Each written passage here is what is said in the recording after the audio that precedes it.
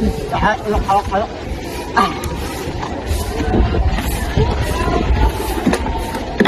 gago, dinapit. Kuya, bakit yung balon nilalagay? Eh, may naka-sign naman na may ano, di ba? Hindi bumas, okay.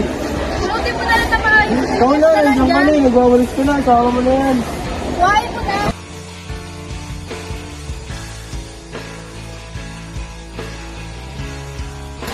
Ano ba itong mga kabataan na to? Hindi marunong mag-segregate.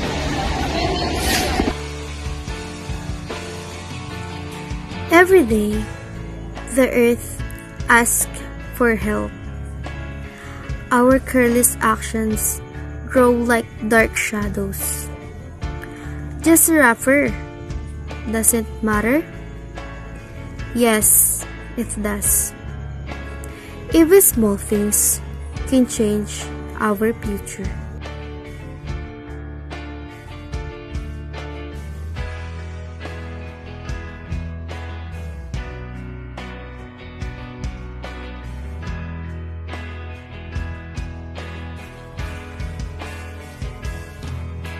Hello everyone!